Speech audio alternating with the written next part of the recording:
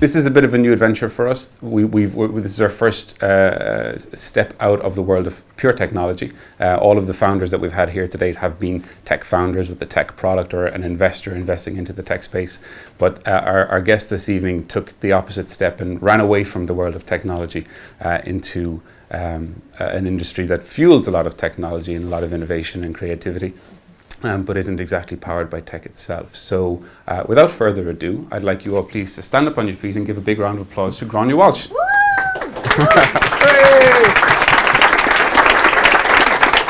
Thank you. I've never had a fully standing up entrance before. It's very exciting. You should get used to it. They're going to stand up at regular intervals throughout the night, just for fun. Okay. So you're obviously a great connoisseur of beer, and you're super passionate about beer, and we're going to get into that in a lot of detail later on, but maybe start by telling us what's the best pint of beer and the worst pint of beer you've ever drank, and you can't use either of those examples for your products. Okay, so asking somebody who's into their beer, that is like saying, what's your favourite song and what song do you hate most in the whole world? Yeah, that's the next question, so let's start with beers. Great, is this what you do with the techies as well? Yeah. Yeah, that's a terribly hard question to answer, so I'm going to deflect it completely by talking about the beer that probably started me off at Metalman Brewing. Many years ago, I found myself drinking a beer called Sierra Nevada Pale Ale in the Porterhouse in Temple Bar. And I was kind of blown away by this beer. It just seemed to have a bit of everything. And I've been drinking a few different beers here and there up to that point, but this beer just seemed so fresh and flavorful and sparkling and twinkling, and it just had all of these brilliant flavors that I couldn't even describe back then. It was way before I was a beer geek. I was just a booze hound, really, I suppose. But fast forward, I guess, probably maybe the bones of a decade later when I'm setting up Metalman, and I'm thinking about what kind of beer I want to start putting onto the Irish market. And I just remember that and how I loved the impact that beer had on me the very first time I had it. And I was like, that is what I want to bring as Metalman's flagship product. That's what I want to try and get across into the Irish market. Because at the time, we were surrounded by, industrial lager, industrial stout. There wasn't really that much going on in the Irish beer market. Anything, for example, that was interesting that we were drinking seemed to be imported from 3,000 miles away in California. I made that up, I don't know how far away California is, but it's really far. So we just wanted to do something that would give people the opportunity to be as excited about a beer as I got the first time I had that. And so Metalman Pale Ale was eventually born in 2011. Cool, okay. So like a lot of people will have a really good beer, and am I on now? Am I working? It's catching? Okay. A lot of people will drink a really good beer or have a really shitty beer and think, I'm not drinking this anymore, or that was really super nice, I'm gonna have more of those. Not many people take the step to found a brewery. That's because they're sensible people. Right. Okay. So okay, let's talk about that. So you're saying that it's not sensible to start a brewery. What do you think in you said, let's just start a brewery? Damn, I knew you were going to ask that. Was it beer? Beer is definitely some of it. So I found myself in the tech industry. I kind of fell into tech by mistake. I was hired through a mill ground when I finished my maths degree back many years ago. And that was kind of what happened, right? You did your leaving cert, you went to college. Big companies came along and hired bunches of people. A lot of the time they didn't really have anything for them to do, and we were certainly a bunch of those people who started at IBM back in a year that was a really long time ago. We don't need to give a name on it. And I found myself working on a Y2K project. And it's kind of a miracle I didn't leave tech then, in fact. And I stuck that out for a couple of years, but I was like, man, there really has to be something more, better to do at IBM than this crap. And anybody from Bank of Ireland cover yours now? Because I was working in Bank of Ireland on their Y2K project on mainframes the size of this room. So, sorry. And it just, it's not where right? It worked, right? The bank is safe, there's no, you didn't. You know what? Everyone was safe, as it turned out. So I kind of fell into networking after that. A friend of mine who had been hired in the same round, they were working on the IBM customer network side of things, and they needed somebody to join their team. I had no networking experience at all, and I said, can I have a job please? And they went, but you've got no experience. I was like, I can learn, I swear, I'm a really fast learner, just get me out of where I am. And to be fair to them, they did, but I loved that. It was a really steep learning curve, and I jumped straight out of something that I suppose I was fairly comfortable, albeit miserable, doing, into something brand new. And it was great, and it was a brilliant learning curve. But then, after another couple of years at that, I was like, oh, I've had enough of this. I want to do something else new. So I managed to persuade my boyfriend at the time to quit his job and buy a camper van with me and bugger off to Oktoberfest. just before we get to Sorry Oktoberfest. No, it's fine. Carry on. We're just live streaming to the internet. It's cool. Hi, internet. So just there's a lot of stuff there that you talked about in terms of switching jobs and being way more to come. driven by learning, right? I mean, Yeah. was it just that you didn't like being content? You didn't feel challenged? Were you looking at your roles and thinking at each stage, what am I learning just for learning, or am I actually going to learn and grow to some particular direction? I would love to pretend that there was some logical thought process behind it, but it really wasn't. It was just me being in my 20s going, more. I want to do something different. I want new experiences. I want to, see what happens next in a lot of the times. I do enjoy learning, and this was to be a theme throughout my tech career for the next kind of 10 odd years as I dipped in and out of it, is that I never felt completely comfortable in it. And I never felt like I was as invested in it as a lot of my colleagues were. So I felt like I was surrounded by people who were really into what they were doing and really excited about it and really tuned into it, and that it came to them really easily and they were really smart, and I was just kind of keeping up, just about, in a lot of ways. And I kind of felt like I was faking it a bit. While the learning side of it was brilliant, trying to keep up with loads of really super smart people when it isn't your passion can be kind of draining. And I think that is what ultimately led me to sort of analyse a little bit more about what it was that I wanted, or more what I didn't want. And I kind of knew I just couldn't keep up that feeling of faking it forever. So I started looking at alternatives and what would I do if I'm not going to work in tech? If I've decided, right, I can't do this anymore, what do I want to do instead? And then, this is going to sound really flaky, I started thinking back to my degree in college. I did a maths degree. I love maths. And I was like, maybe I should go back to academia. Yeah, I could go back to academia. So I started getting in touch with my old college professor. We talked a little bit about it, and he was like, I think you'd be really good at it, but are you sure it's what you want? I was like, totally is. And at that time, I was in a job that I really, really didn't like. Not even Y2K, walk in the park compared to this one. So I was really ready for change. And I was so ready for change that I signed myself up for a master's in theoretical physics. Handy for the beer and the brewery Completely later on. Crucial. Yeah. And yes, I have never used it for anything other than pub quizzes, and they're fairly highbrow pub quizzes, if that's the kind of stuff that's coming up. But that was sort of indicative of how badly I needed to do something else, and I just didn't know what it was. I knew what I didn't want to do. So I said I'd give this a go, and I suppose maybe halfway through that I was like, academia, definitely not for me. All that concentrating and being at the top of your field or else being no one, I was like, no, too much pressure. I kind of knew that I wasn't going to be good at it. And while I loved the process of going through the masters, and it was really interesting, I knew ultimately wasn't the solution. So it was fun, which sounds really trivial. It was like, yeah, my master's in theoretical physics was fun, but it wasn't going to be for me. So I was halfway through that, and that was kind of when the beer thing came along. Okay, so is this when you went to Oktoberfest in the camper van, or was that that was years previously? Okay, so maybe that's really the first step. So into the passion side of things. So maybe talk about that. So back in 2001, again just in search of adventure, myself and the boyfriend trundled off on September the 10th, 2011, in our camper van across to the UK. The following day, the world changed. And we kind of found ourselves in this weird sort of, we've left kind of the real world behind for however long. We didn't really know how long we were going to be away for.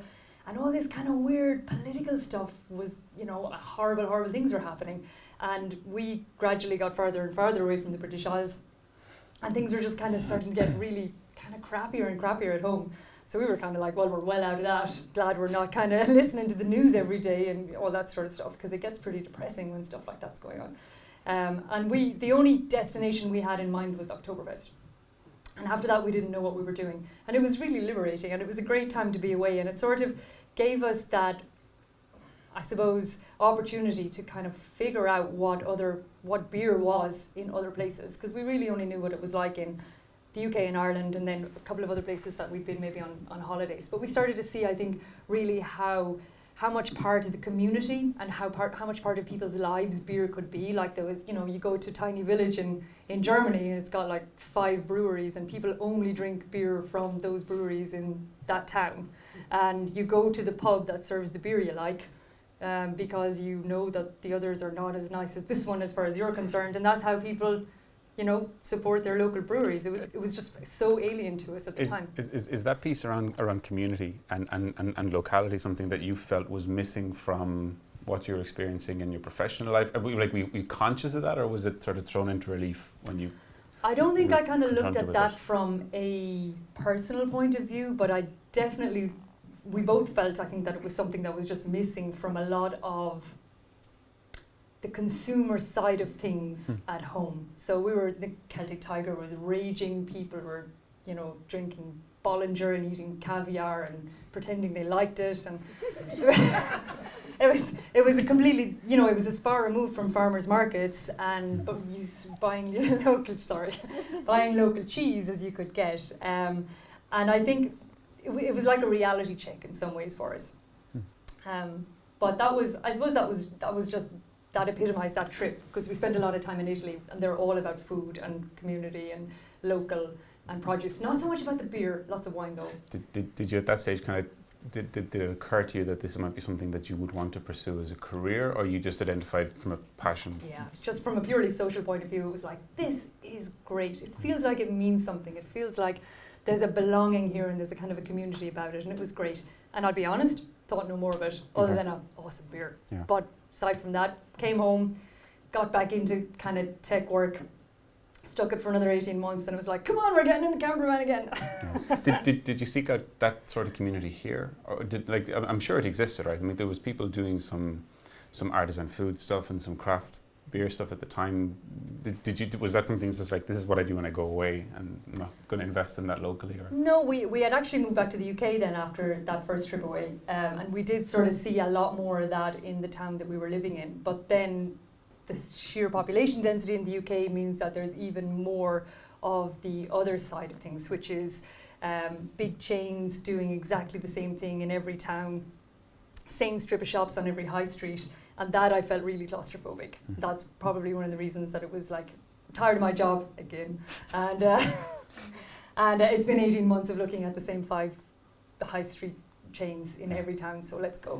Okay, so let's fast forward past what I'm assuming is multiple trips in a camper van to beer festivals. All right, okay, that's multiple. To I guess, what is it, maybe 2008, 2009, when you're really at a point where you're done. You know that this isn't, life in the tech world isn't for you anymore. Yeah. So I departed with my master's half done. I departed the job that made me do the master's, and started work at Amazon, which was brilliant. And I was completely on the steepest learning curve I had ever been on in my life. And it was a lot of fun. I had absolutely no idea what I was doing. Talk about faking it, my God. But it was brilliant. And I got to work with some brilliant people, really people who were so into what they were doing. I was like, what are these humans, or are they like cyborgs? And I got to go to Seattle a good bit, where they have really awesome beer. And I think probably at that stage then, the paths maybe started diverging, because prior to that, I was like, I just haven't found the right tech job yet. Before that it was like, oh, I don't like this mainframe business. COBOL, come on, get me out of here. Or, I've had enough networking now and I can't be bothered doing my CCNP, so let's do something else. And then it was like, insurance, my God, what was I thinking?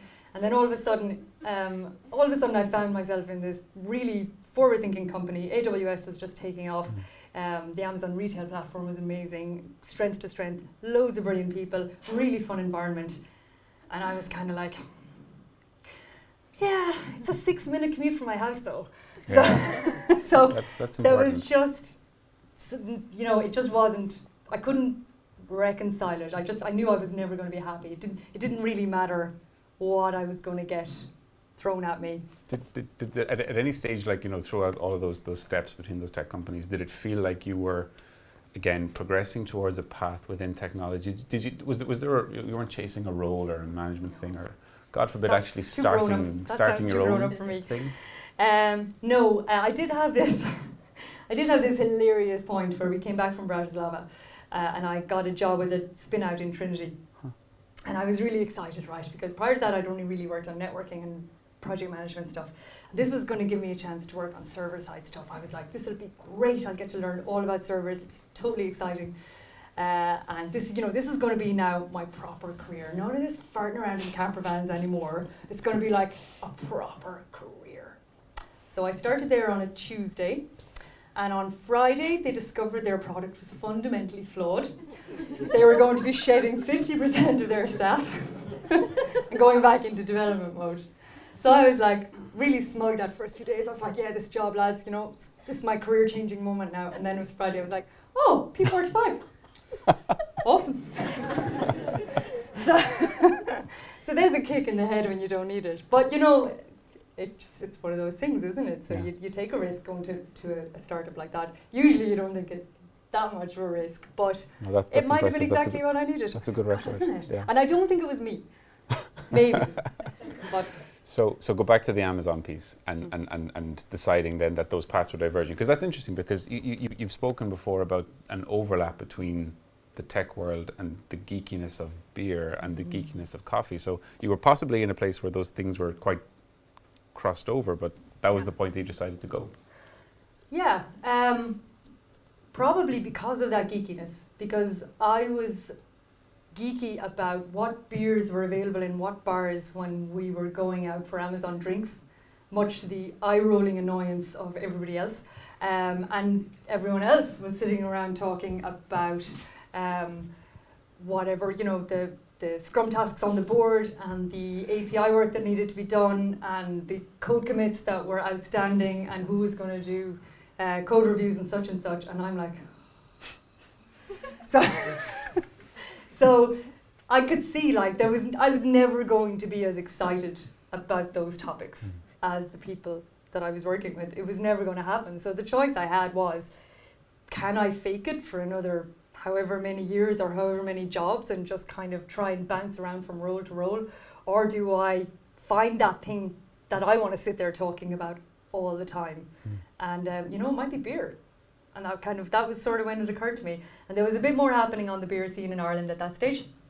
And I'd met a few brewers at various events. We were brewing our own beer at home because when we came back to Ireland in 2005, it was really, really hard to get good beer outside of Dublin. And we didn't move straight back to Dublin. So we started tinkering around with brewing our own beer at home. We were pretty awful at it initially, but you have to start somewhere. And we ended up getting pretty good at it. And I suppose in tandem with getting better at brewing beer, getting to meet some brewers involved in the industry, understanding a little bit more about myself and my very limited trajectory in the tech world, really, it just all kind of started coming together. Oh, I'm drinking loads of beer in Seattle. Loads. Amazing beer. So brewing at home, possibly in the bath, because I've heard brewing in the bath is a good idea. Brewing in the bath, brewing in the hot press. Don't believe any of it. We had some very sophisticated buckets. And we kind of got a bit hardcore at it. We used to set a timer for Saturday morning at 6 a.m. to start boiling the water. And then we'd get up and we'd do our first brew. And while our first brew was on, we'd cook breakfast. And then start the second brew before the first brew was finished. And then by the time we were cleaning up after the first brew, we were drinking the brew from 3 weeks ago. Yeah, it was turning into a pretty good hobby, actually. Yeah. But that's how excited we were about it. And, and how much fun it was for us. And I can tell you now, I never went home and coded anything on a Saturday at 6 o'clock in the morning. Yeah. So you were having conversations with people who had started, who were a little bit ahead of you on the path in terms of starting the brewery. What were the triggers around deciding that this could move from being a hobby to something that could actually sustain you and allow you to drink beer at 6 o'clock on a Saturday morning, full time? It's tough. I know. It was a very arduous journey. Talking to people. So, right, you can't just say, right, I'm quitting my job and starting a brewery. Actually, reverse that. You kind of can, but you do need to do your homework. So, what I did was I talked to as many people as would talk back to me.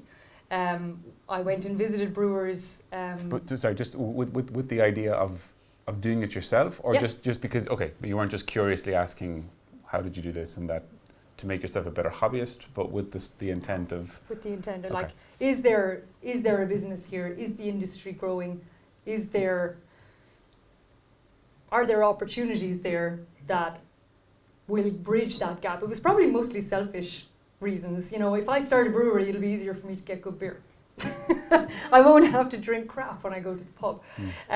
So I started talking to people and just getting a feeling, I suppose, from the people who were in the industry as to what they thought of where the industry was headed, whether people were interested in their local brewery, what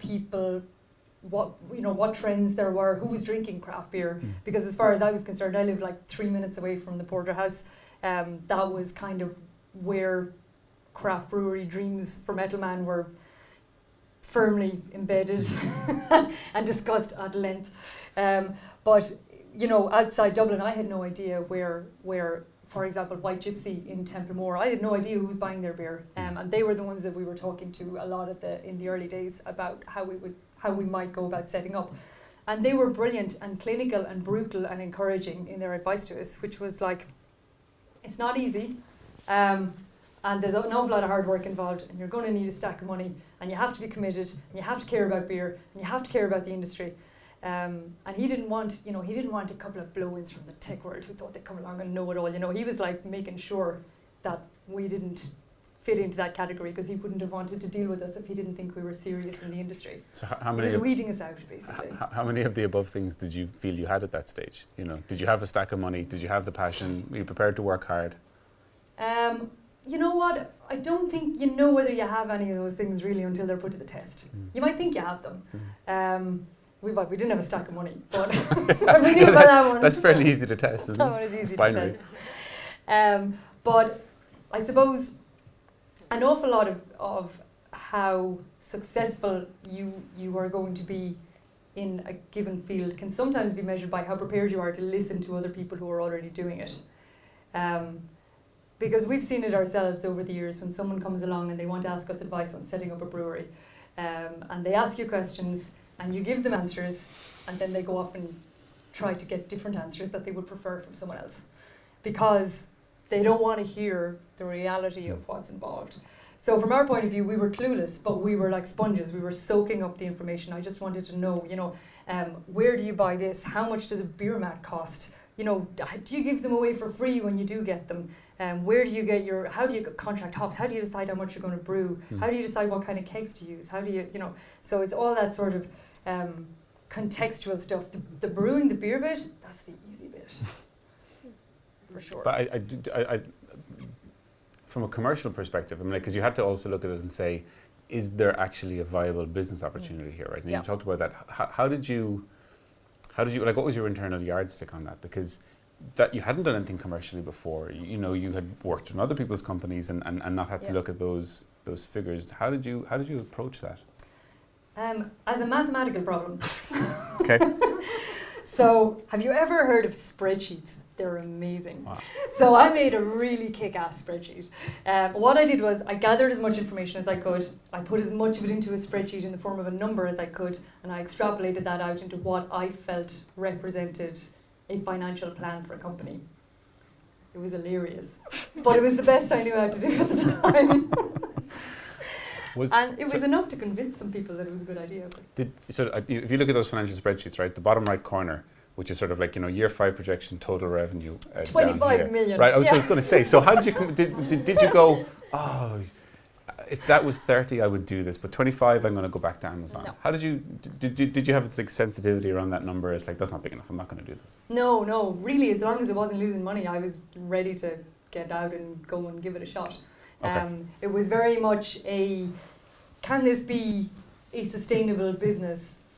And I probably, hilariously now looking back, thought it might be a lifestyle business. What a shit lifestyle. If it were a one-man band lifestyle business, God, it would be awful. But really what we wanted to do, and what I suppose what I was motivated by was building something. I'm a builder, and I really discovered that about myself at Amazon.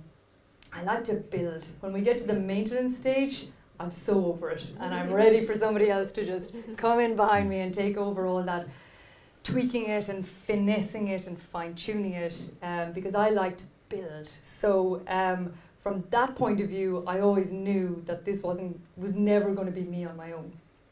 So luckily, my other half is totally I like to follow instructions. Most of the time. I wish it were maybe a bit more of the time.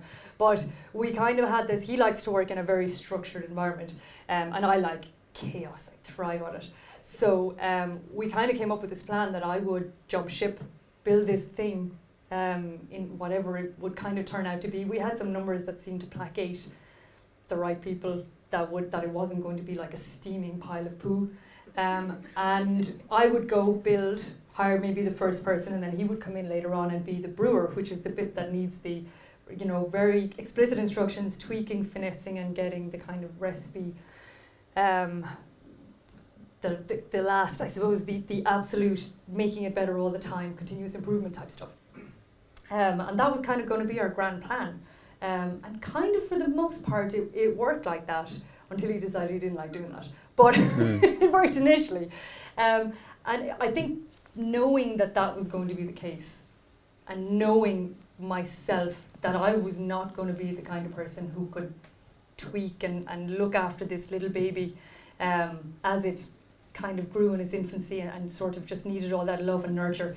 No, it's like it's a toddler. Once it's out of nappies, it's someone else's, and then I start looking at canning lines and what have you.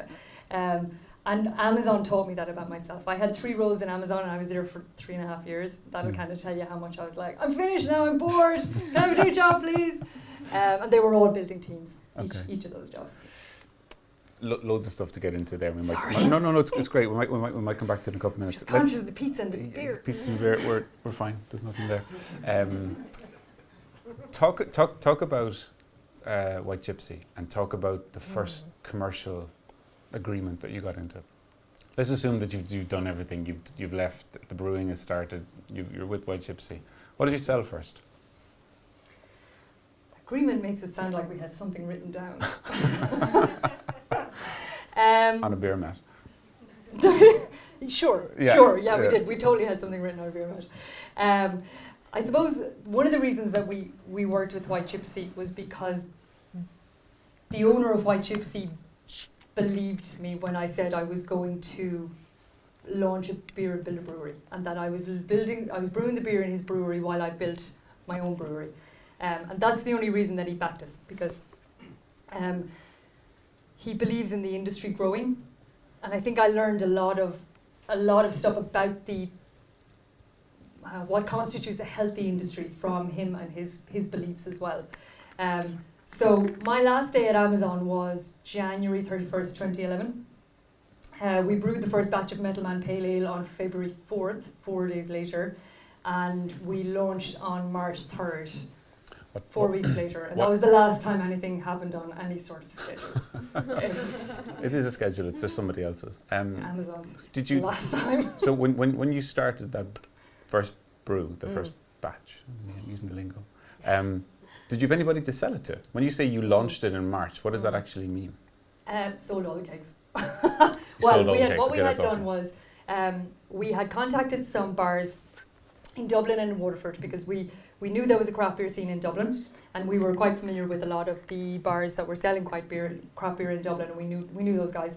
And then we had also approached people in Waterford who ran bars that we felt would be a good fit for what we were trying to do. And really, we had most of that first batch of beer sold to maybe 5 or 6 places before it left the brewery in Templemore. And that's the appetite that was there for Irish craft beer in Ireland at the time. And the lack of capacity in the market to meet those demands was astounding. The fact that us with no samples, no product samples, no background, nothing, was able to sell 18 kegs of beer without anybody tasting a drop of it before it left the brewery. So it was kind of fun. What went wrong? Oh. just even in that first batch, what went terribly wrong? Nothing. What was amusing, and I've got an entertaining story on it. The first batch got brewed on Friday the 4th of February. The next batch was going to have to get brewed before that first batch was finished. So I dragged Tim up to Templemore for the second batch, and we were heading up there on the basis that we were going to taste the first batch, make whatever recipe tweaks that we felt were necessary, and then brew the second batch while we kegged the first batch. But Coulon's brewery the White Gypsy brewery was quite different to some other breweries, and he uses a very, very what we would call a non-flocculent yeast. So there was loads and loads of yeast still in suspension in the beer. It was really murky, really cloudy, mostly tasted like yeast. And he was like, you want to taste this beer now because I'm about to mash in this next batch and I need to know if you want to make any changes to it, I need to know now. It was 5:30 in the morning and we'd been in the pub with him until about 11:30 the night before. And we were lily-skinned, techie people, so we had that wasn't really what we used to do, right? We went to bed at 11:30 at night after being in the pub watching rugby from 4 o'clock. Yeah, we didn't get up at 5:30 the next morning to drink more beer. So he's like, taste this beer and tell me what changes you want to make. And we're like, can it be water like, instead? We think it's fine, just go ahead. He's like, really? And we're like, what do you think? It's like, I think you should pare back some of this crystal malt a little bit. Okay. What had you committed? We were very wet behind the ears. What had you committed at that stage in terms of resources? Like you can't just go into a brewery and say, just give me 4 weeks worth of beer, please, right? Did you have to pay up front? Did you actually just say that to them? Kind of. Oh, it's fun. Okay. Like I said, we nearly had something written down. No, we had an arrangement where I was basically going and selling the beer on behalf of White Gypsy. We registered a business name for him. And we were selling Metalman beer through White Gypsy, and I was basically invoicing and debt collecting for his business, and that was carrying the cash flow through then. I think we might have paid for the first batch up front, but after that then it rolled and we just kind of settled it all up at the end. Okay. It was very loose. It What? was very Irish. Why start your own brewery then? If you have access to somebody who can brew it and who clearly can tell you when they should change the recipe when you're not able to do that. Why did you need to change or do your own brewery? Control. I'm a bit of a control freak. When you are susceptible to somebody else's scheduling, it's very difficult to plan. And especially when we were working with White Gypsy, they're another small brewery. They're not a dedicated contracting facility. They were not doing us a favour, but they were working with us in a way that made us that allowed us to get into the industry in a sensible way.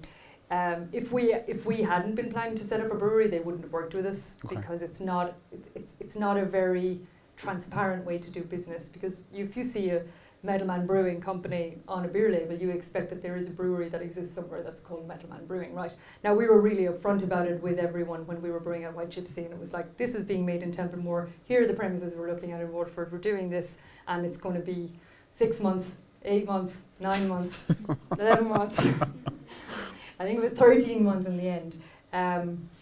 But it was always our plan that we would have equipment and we would brew ourselves, because you've got that bit more control and you can hone things in and you have more experimental opportunity with what you're doing, and you can buy barrels and you can do a bit of casking and you can, I don't know, it's a very creative process. It's a bit like cooking, and if you're trying to be a chef without a kitchen, it's tricky to develop new stuff and be kind of on top of your game all the time. Okay. Plus, you have to really, really, really trust the other party. If they're going to make your product with your name on it, you got to really trust what they're doing. So notwithstanding that you had pre-sold the entire batch and it all sold, how did you know? Because I mean, like, you know, if you give beer to somebody and say drink more of this, and because okay, right, I'll rephrase that. People drink shit beer all the time, right? So people can does this buy beer because they want to get drunk? Right, it got very warm in here. It is warm, isn't it? Yeah. She just wants to show off the branded T-shirt. Yeah, that's all it is. It's not that I'm melting. Oh yeah. So, how did you know that people actually liked the beer? Did you? Because most of them were for Amazon. All right. Okay. We were very well represented by Amazon at our launch night. To be fair, so much so that we ran out of beer at 10:30. But how did you objectively assess that? Because maybe they just liked it because you used to work there and you knew where they lived. No, you didn't care, right? Okay, so I'm leading into a question around what you mentioned there around creativity and cooking, right? You know, how do you know that this is something that people actually like the taste of? Do you go around and ask them? How much do you trust your instinct? And then follow-on question: how do you think about new flavors? How do you come up with recipes? Well, taste is really subjective, right? So just because I think something is delicious doesn't mean that you won't think it tastes absolutely revolting, right? And that's true for everything. So just because I don't like the taste of industrial lager doesn't mean that 45% of people in Ireland don't drink it and find it absolutely perfectly acceptable. So, you kind of have to pick your battles and try and work on the other aspects that you have to your beer and your branding and try and get your message across as to maybe why you're doing it and why you think it's important that people are trying different beers. Doesn't matter if you don't like it, at least you've tried it. And that's kind of what it's getting over that one block at a time. So if you can sometimes you need to get in front of people and tell them why you're doing something before they'll like your product. But how do you know when to persist and when to stop? And I suppose apply that question not just for a new taste or a new brew, but the whole business. Like I know you said like I'm going to make 25 million in year 5. But did you also look at it and say, if by year 3 or if by month 2 of this brew, this new recipe, we haven't sold X, that's it, I walk away. What's your walk away line on those things? Yeah, you'd think I'd have one, wouldn't you? I suppose when we look at a beer, we try to garner feedback from the avenues that we have it. So there are beer rating sites for things and etc. Twitter and Facebook are good for things like that. They're barometers though. I mean, there is no such thing as the perfect beer. So it is, in a lot of cases, you make a beer and it's suitable for some markets but not others. So some people will go, God, that's really, really nice, I really like it. And other people will be like, that's a complete waste of time, I don't know why they make it. And you have to decide who you market that beer to. It's true for both of them, right? It's true for both those markets. Like absolutely, saying, yeah. And you'll have, like we make a wheat lager brewed with orange, lemon and coriander, right? It's refreshing, it's thirst quenching, it's a lawnmower beer. You can drink it at breakfast time, not that I would condone that sort of activity. Unless you own a brewery, right? Quality control is very important. But there's a time and a place for it, right? And it's really, really refreshing. It is not a double IPA. And if what you like is a double IPA, you're going to think it's the most boring, watery, offensive beer you've tried since the last time you tried an industrial beer, right? Now, if you like light, refreshing beers, and somebody puts a double IPA in front of you, you're going to think it's the most revolting thing you've ever had. So you kind of have to pick your battles. You can't just make really hoppy beer. You can't just make lager. You can't just make sage and white pepper beer, although strongly I think sometimes we should. But you have to kind of decide where you're going to sell those beers, where you're going to sell those beers into, right? Because Equinox is the nice light one, that's great for Tesco, right? Your local independent off-license wants something that packs a bit more punch and they want something maybe that Tesco doesn't have so that they've got that edge. So you kind of have to figure out where you're going with things. And if we do brew a beer that we're like, you know what, we brewed a second batch of that, we just found it really hard to sell it, then that's when you kind of go, well, you know, maybe people only drank it because they were interested in trying it for once, but they didn't want a second one. And maybe the recipe's not right, maybe the formula's not right, maybe we just didn't do a very good job brewing it and we need to refine that process. Or maybe we just don't brew it again. So that's kind of, we constantly go back and review things. So like there's a lot of nuances and in-depth analysis there of not just customer preferences, but you know, trends, subjectivity, the markets that you're targeting, the partnerships, the other breweries that are in there, and the suppliers and stuff. How much of that is something that you have developed as a skill for yourself, and how much of it is something that you've brought in from conversations with other brewers, or you've brought in through advisory board and mentoring into the company?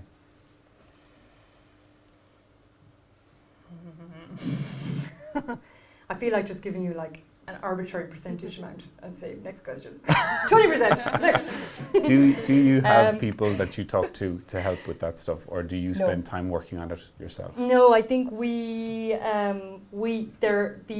craft brewing industry is really collaborative, and we, as a group of brewers, we do work with each other a lot, and we'll talk and we'll tell each other what's going on in our localities, and you know, we're not afraid to say, good God, January was a terrible month, and you know, and we'll chat to each other about what we're seeing going on, because the industry has changed very rapidly. It has gone from where we were in January 2011, where we were able to sell a batch of beer that didn't even exist, to a point where there are now 60 breweries and a further 40 contract brands, and everybody is trying to sell their beer, and some of those breweries are really big, and the market is not growing at the same rate.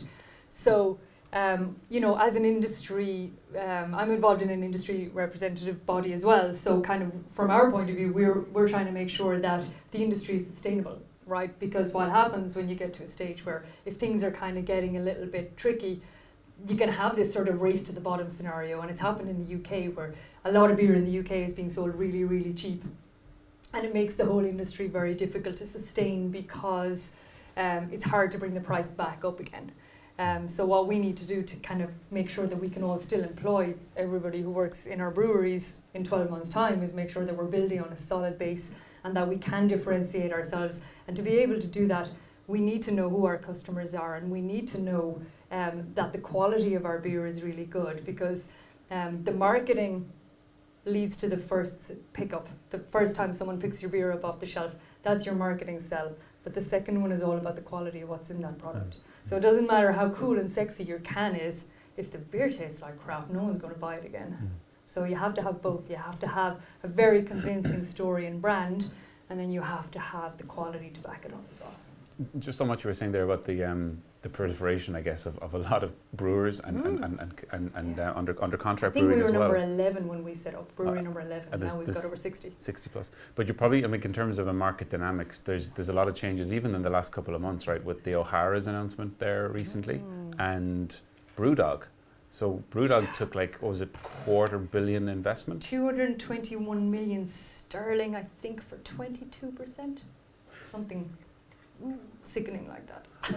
Would you would you sell 20% of the company for that sort of money? 20% of my company as it is now for 221 million. Who's got the check? It's a very So what did you think when you saw the Brewdog announcement? Is that frightening because you don't know what's going to happen in the industry, or is it exciting because you hope to get to that point at some stage? I think everyone's got their idea of where they want to get to, and Brewdog are a huge company now, and they have a string of bars, and they have a brewery in the United States, as well as their big brewery in Scotland, and I think they might have a brewery in Australia and maybe opening one in Asia. That is not the vision that we've ever had for Metalman. We're very much a Waterford brewery, right? What we want to be, and it kind of harks back to some of that trip, I think, from 15 years ago, is we want to be part of our locality. We want, we have local people employed in the brewery. We want Waterford people to be proud of what it is we're doing. We want to be right in the middle of the city centre if we can. And we want to kind of be a bit of a Waterford institution, and to have people come and want to experience that from outside Waterford. So that's kind of what we're sort of building towards, and it's kind of a ballsy move because it's not really what Waterford people do, and we want to try and get that message across, right? I jumped from a career that I was comfortable to an extent, but I took myself out of it and dropped myself into the middle of something I had no idea what I was doing, and it takes a kind of a blind optimism will get you a long way, but there are loads of people out there like me, I'm pretty sure of it. And I think the way we live our lives means sometimes it's hard for us to grab those opportunities. So what we're trying to do is kind of speak to those people as well and say, we hear you. It's okay to do weird things like this. Do your homework though. So no matter if it's badly. And when we, in 2014, we were the first Irish microbrewery to buy a canning line, and people told us we were mad. It's like craft beer doesn't come in cans, it comes in bottles. You must put your beer in brown bottles. And we were like, no, we're buying a canning line. And we had people say, nobody will buy your beer. That's it, nobody will buy it. We've never looked back. But again, that was flying in the face of adversity. People didn't think that anyone would buy craft beer in cans that came from Ireland. So. Just do it. How much of the cannery? Well, I think that one's been used before. Yeah, you can't use that slogan. You need your own. I need a new one. Just drink it. There's probably regulations about that, right? Maybe. Yeah, possibly. So I'm going to ask one more, and then we might open for some questions from the floor. So get ready with Q&A. But the cannery, how much of that was like? This is a strategic. I love when people call it that. It makes it sound like sardines. The canning line. The canning line. The thing with the cans. How much of that was? How much of that was strategic for the company, and how much of that was Grania's board, and needs? Tim's doing. Is there a right answer to this? Why did you do it? Well, we needed to package. We had been draft only up to that point. It was 2014. We'd been putting beer out on the market since 2011. And we could see that there were rapid changes in the industry, and we had been, we had a really good draft presence, but we knew that we were going to need to start putting beer on a shelf sometime soon to maintain our market position. And we had been looking at bottles, and a lot of people at the time were outsourcing their packaging. So they would send their beer away in bulk containers. Somebody else would bottle it for them and send them back bottles of beer in cardboard boxes. And at the time, we would drink these beers and go, you know what, this tastes nothing like this beer when it's on draft in the pub. So what's happening? What are they doing to it in that bottling plant? And why does it taste like that other beer that's also getting bottled in that bottling plant, and that other beer that's also getting bottled in that bottling plant? What are they doing to it? So we had kind of made the decision that we were never going to package our beer until we could afford to do it ourselves in the brewery. And until we had a proper plan, I suppose, as well. Until we could, get funding, buy decent equipment, and do it properly. So that it comes back to being that kind of control freak about it. And just make sure that we were getting a good quality product on the market. And when we looked at the difference between bottles and cans and what our budget was, we extended the budget a little bit and realised we could afford a canning line. But when we looked at it, cans are brilliant. They're a brilliant package for beer, and there's no way that all those great big beverage industries wouldn't put their beer in cans or their soft drinks in cans if they were not good packages for drinks. And they are. They completely protect the beer from light and from oxygen, which a bottle is just not able to do. So we felt that we could get a better package to the consumer, a better beer in front of the consumer if we went for cans. So we did. I'm going to open up for Q&A. Pop your hand up, and we've got some microphones that you want to. I think they're switched on. Tell you what, do you want to stand that one around, and I'll use these instead. That'll work better. So when you get the microphone, stand up, tell us what your favourite drink is, and ask a question. Your favourite song? No, I'm not going to make you sing, but tell us what your favourite drink is, and ask a question. Hi, and thank you so much for sharing a really personal story, and it was really interesting to hear you. My favorite drink is water. Get out. My name is Rudy, and the question is really simple. So simple. I don't know. You'll see. Like, what made you act upon the big brands that's selling like billions of liters of beers, and how did you create like your own niche that fits the needs of XYZs that was on your spreadsheet at the beginning? Thank you. I suppose the basis of what we were trying to do was to get away from that companies brewing billions of litres of beer. We knew that we were only going to be brewing like 1,000 litres of beer at a time or something like that. So I suppose it's just, it sounds really obvious now. I hadn't a clue what I was doing back then, but it's understanding the difference between what it is you want to achieve and what it is you think you want to do. Is probably important. And at the time I thought that all I wanted to do was brew beer, but really what I wanted to do was bring choice, I think. Does that answer your question? Thank you. Yeah.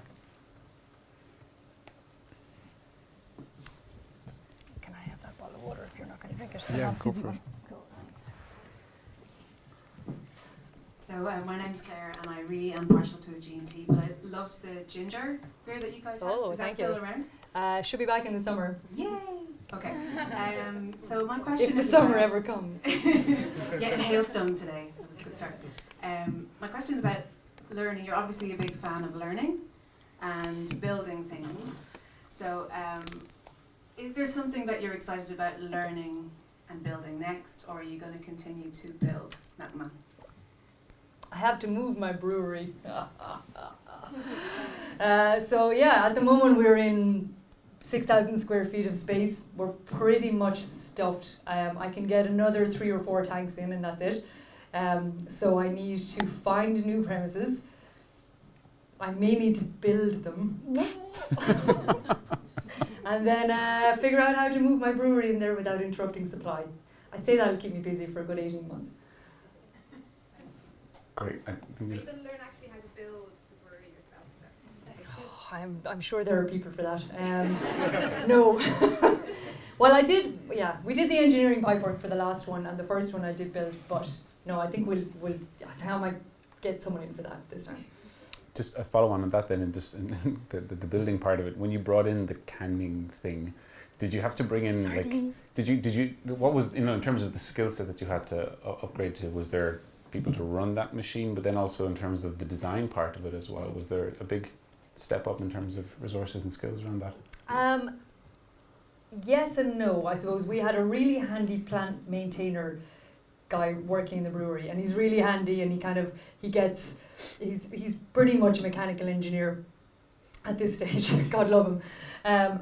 And we also hired a packaging manager, a quality manager really, to be our packaging manager around the time we got the canning line, because we knew that there would be things that we didn't even know we didn't know.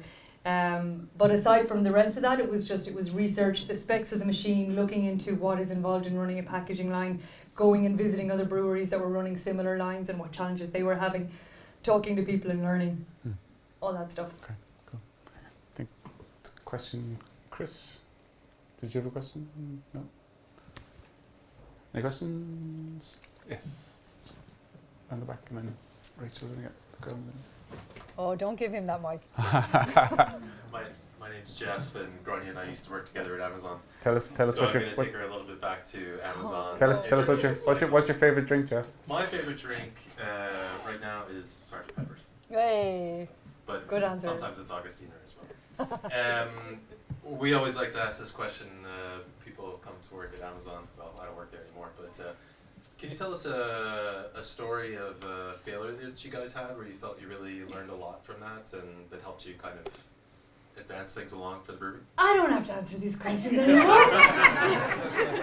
No, you actually do. That was in the contract for startup. You got to answer every single question. Okay, when did we screw up and learn from it? God, it feels like every day sometimes. You know, we look back at stuff and go, God, I wouldn't do that next time. There's always something.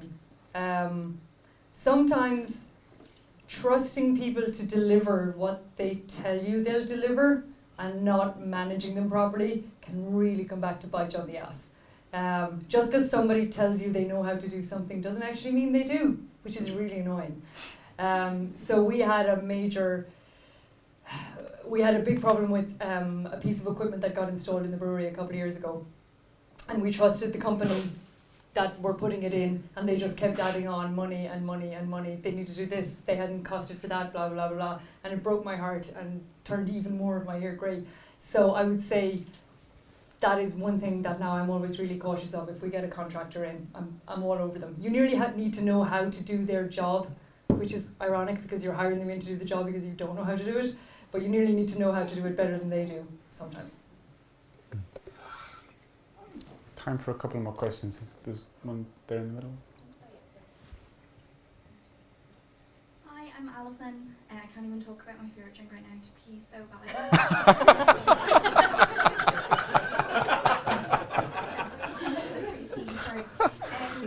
I work with student startups in Trinity, and I was wondering, you mentioned working quite closely with another brewery when you were starting out. One of the questions I get all the time from students is, how do I ensure that I'm protected going in? What advice would you give them that I can pass on and just say, get in there, cop on? When you say protected, what do you mean? Well, I think sometimes the students I meet with are very anxious about going in and laying all their cards on the table. Okay. And just how best should I be calming them down? So if they're going to go and talk to somebody to get advice from them, how do they know they're not going to steal all their cool ideas? Yeah, exactly. Especially if they're in the same industry. Yeah, I don't really know if I've got an answer for that. Craft beer is beer is collaborative. Craft beer is collaborative, but a lot of it comes down to the skill of the brewer. You know, it's not what we do, how we make beer. It's not a secret how we make beer.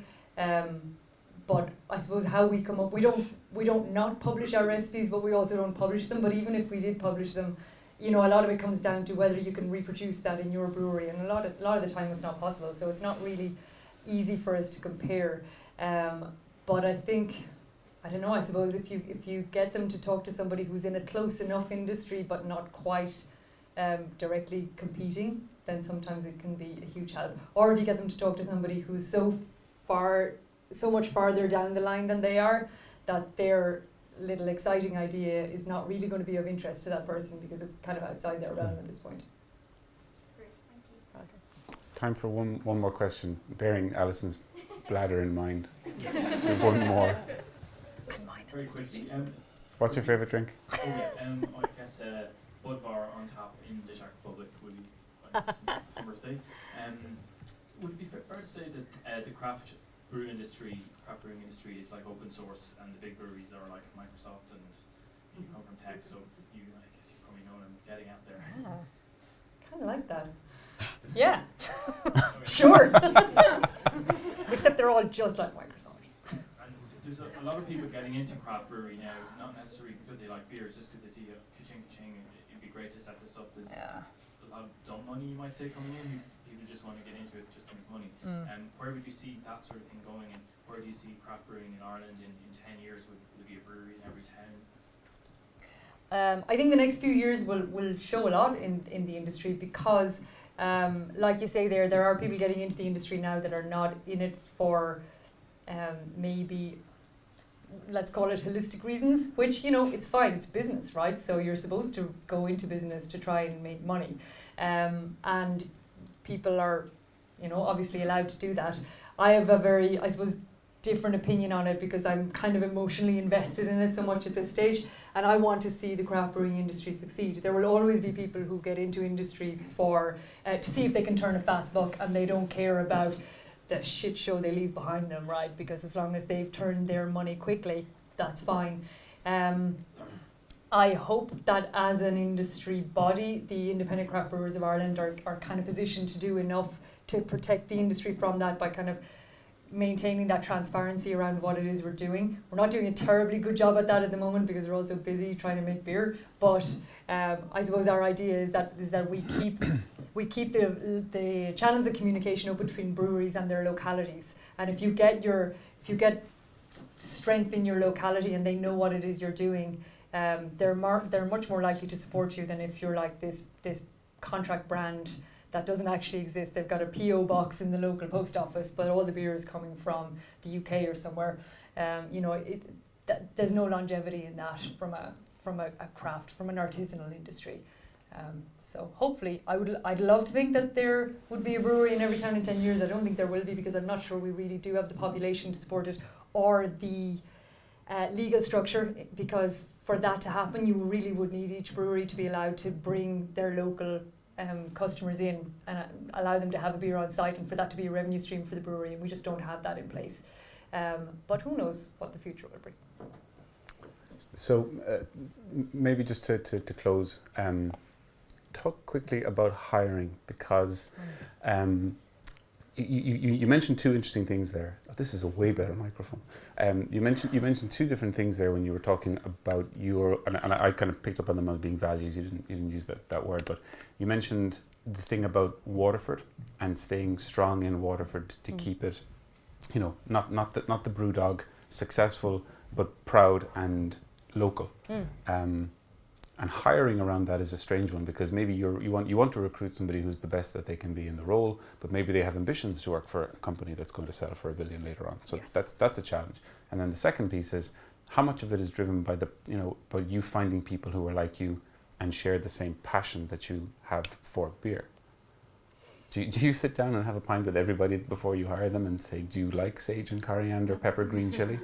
Because I hate it. Whatever, you know. Nearly. At Amazon we used to call it culture fit, right? So if we hire someone to work in the brewery and they're not excited about what we do, they're not going to do a very good job of telling other people about why we're a brilliant brewery. So we need our staff to be our evangelists, because we don't have 5 million to spend on billboards telling people that we're craft brewers. We have to pick our channels where we can and utilize them where we have them. So one of them is getting in front of people and boring the pants off them like this evening. And some of it then is using our staff and our local bartenders, getting our local bartenders up to the brewery and getting them as drunk as we can get them.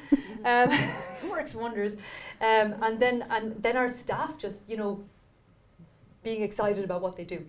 Happy staff make good beer. So if our staff are happy, then they're talking about what they're doing, they're making other people excited about what they do, and that works for us as well. Okay, good. I think that's a pretty good note to finish on. I can definitely say, well, pizza, yeah, obviously, but I can definitely say that you didn't pour the pants off everybody here this evening. So I'd like to thank Grania for being such an entertaining guest and being so open and enthusiastic for sharing. So give a big round of applause, please.